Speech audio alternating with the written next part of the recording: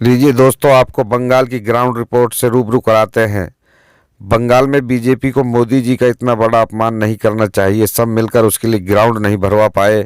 रविवार का दिन बंगाल की सियासत में काफी महत्वपूर्ण रहा। एक तरफ जहां कोलकाता के ब्रिगेड मैदान में प्रधानमंत्री मोदी जी ने चुनावी रैली को संबोधित किया, तो वहीं दूसरी तरफ सिलीगुड़ी में ममता बनर्जी ने पद यात्रा निकालकर लोगों के बीच जनसंपर्क किया। इसी मुद्दे पर चर्चा के दौरान एक टीवी डिबेट में तृणमूल प्रवक्ता ने कहा कि बंगाल भाजपा को मोदी जी का इतना बड़ा अपमान नहीं करना चाहिए। सब मिलकर उसके लिए एक ग्राउंड भी नहीं भरवा पाए। आज तक न्यूज चैनल पर आयोजित एक डिबेट शो में टीएमसी प्रवक्ता रिजू दत्ता ने कहा कि प्रधानमंत्री मोदी जी के लिए आज मैं दुखी हूं। भाजपा के सारे नेता मिलकर भी ब्रिगेड ग्राउंड को नहीं भरवा पाए। बंगाल भाजपा को देश के प्रधानमंत्री का इतना बड़ा अपमान नहीं करना चाहिए था। आगे रिजू दत्ता ने कहा कि मैं प्रधानमंत्री के खेला खत्म करने वाले बयान का समर्थन करता हूं।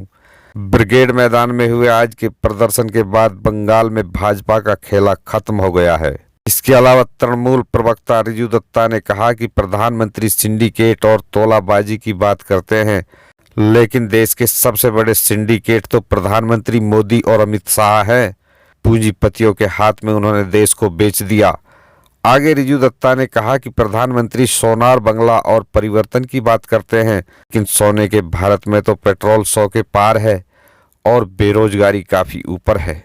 दोस्तों, आपको बताते चले, प्रधानमंत्री जी की इस रैली पर पलटवार करते हुए ममता ने प्रधानमंत्री मोदी और अमित शाह को सबसे बड़ा लुटेरा बताया है। प्रधानमंत्री नरेंद्र मोदी के खिलाफ नए सिरे से मोर्चा खोलते हुए पश्चिमी बंगाल की मुख्यमंत्री ममता बनर्जी ने रविवार को कहा, प्रधानमंत्री और गृह मंत्री अमित शाह सबसे बड़े लुटेरे हैं, और जानना चाहा कि किस तरह सार्वजनिक उपक्रम के विनिवेश के माध्यम से धन जुटाया गया।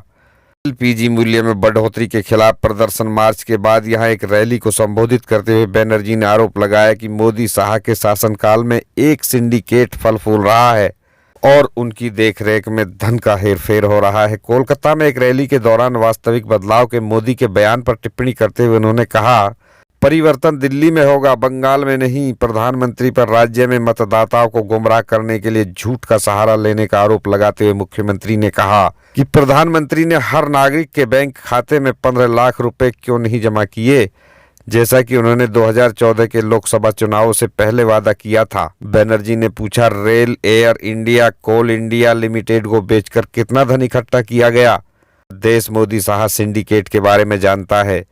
वो भाजपा के इन आरोपों का जवाब दे रही थी कि उनके शासन में राज्य में कटमनी की संस्कृति को संस्थागत रूप दिया गया है।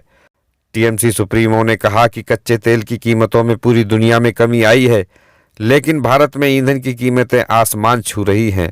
उन्होंने कहा कि प्रधानमंत्री ने इतने वर्षों में कई खोखले वादे किए और लोगों को अब उन पर विश्वास नहीं है। बनर्जी ने अपने संबोधन में कहा, आपने कई खोखले वादे किए, लोग हमेशा आपके झूठ को स्वीकार नहीं करेंगे।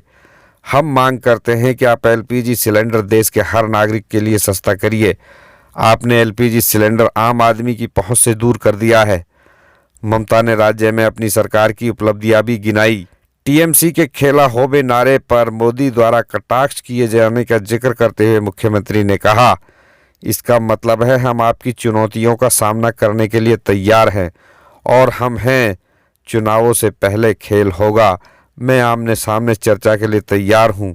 मुख्यमंत्री ने यह भी कहा कि मोदी को झूठ बोलने की अपनी आदत पर शर्मिंदा होना चाहिए। उन्होंने कहा कि वो बंगला में भाषण देते हैं, जबकि स्क्रिप्ट हमेशा गुजराती में लिखा होता है और उनके सामने पारदर्शी शीशे के अंदर रखा होता है।